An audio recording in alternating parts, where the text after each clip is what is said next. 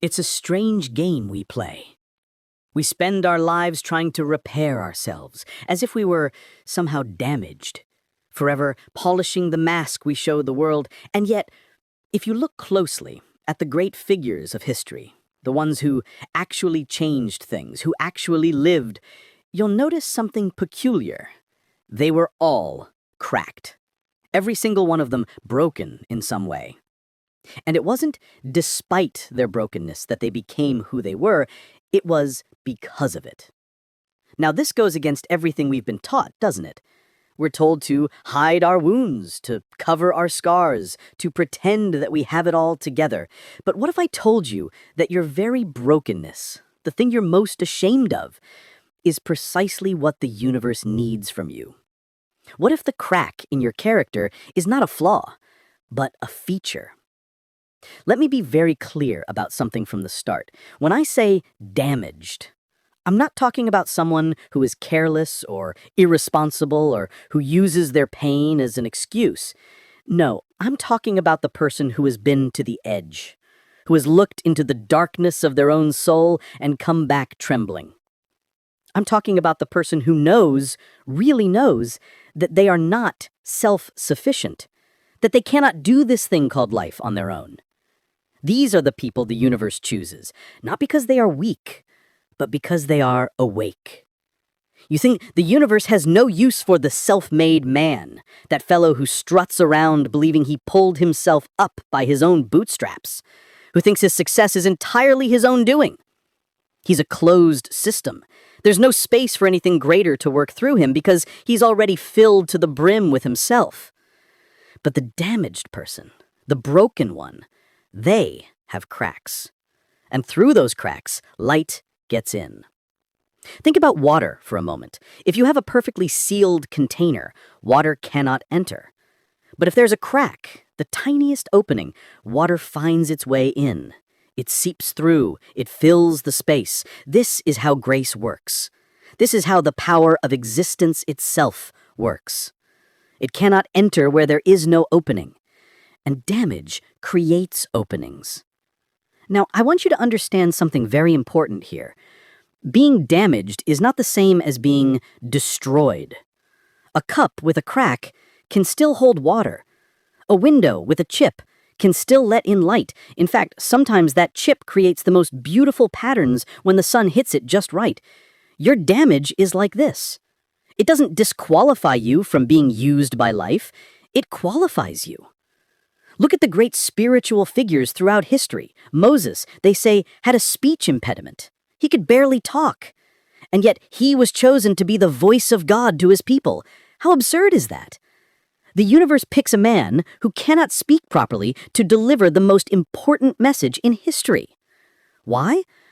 Because Moses knew he couldn't do it alone. He knew he needed help. He knew he was insufficient. And in that knowing, he became a perfect vessel. Or consider David, a small shepherd boy, overlooked by his own family, considered too young, too weak, too insignificant. And yet it was precisely this David, this damaged goods in the eyes of society, who became the great king.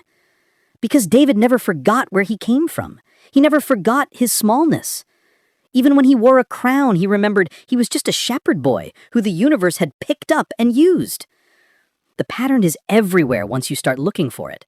Paul, the great apostle, was a murderer. He hunted down and killed the very people whose cause he would later champion. Can you imagine the weight of that? The knowledge that you destroyed the lives of those you now claim to serve? And yet it was this very guilt, this very awareness of his own capacity for evil, that made him such a powerful teacher. He knew he was saved not by his own goodness, but by something far beyond himself. Here's what happens when you're damaged. You lose the illusion of control. You realize you're not running the show. Most people walk through life believing they're in charge, that if they just work hard enough, plan well enough, be good enough, everything will turn out fine. But the damaged person knows better. They've seen how quickly everything can fall apart. They felt the ground give way beneath their feet. And in that terrible moment of falling, they learn something the comfortable never learn. They learn to trust what catches them. This is why the universe chooses damaged people, because they've learned to let go. They've learned to relax into life rather than trying to grip it with white knuckles. Have you ever tried to float in water? If you tense up, if you try to control every movement, you sink. But if you relax, if you trust the water, it holds you. Life is exactly like this. The damaged person has learned to float. Now, let me tell you what damage really is. It's not the thing that happened to you. It's not the addiction, the abuse, the failure, the loss. Those are just events. Damage is what happens inside you. When you finally admit that those events changed you, that you're not the same person you were before, that you cannot go back to who you were. This admission, this acknowledgement of change, this is what creates the crack through which light enters. Most people, when something terrible happens, they spend all their energy trying to go back to normal. They want to return to who they were before. But the damaged person realizes there is no going back. The old self is gone. And in the space where the old self used to be, something new can grow. Something that wasn't possible before. This is not recovery.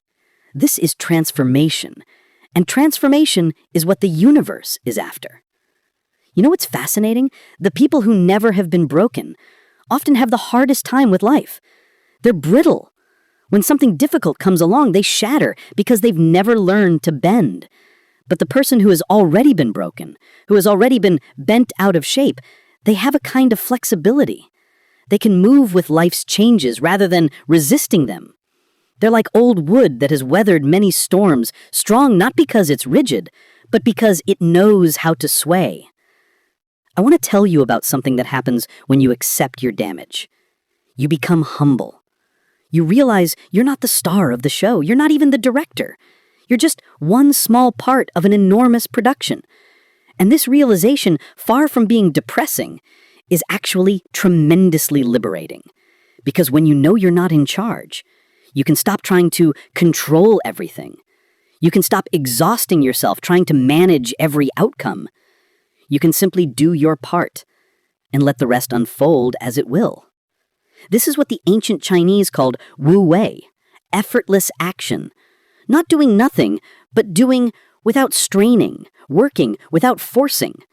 And you can only do this when you've been humbled by your own limitations. The proud man, the one who thinks he has it all together, he's always fighting against circumstances, fighting against other people, fighting against life itself. He's in a constant state of resistance. But resistance is exhausting. The damaged person has learned that resistance is futile. Not in a defeatist way, but in a deeply accepting way. They've learned to work with life rather than against it. Here's something else that happens when you're damaged. You develop compassion. Real compassion. Not the fake kind where you look down on others and feel sorry for them, but the kind where you recognize yourself in everyone you meet because you know what it's like to struggle, to fail, to be at the end of your rope. You know what it's like to need help.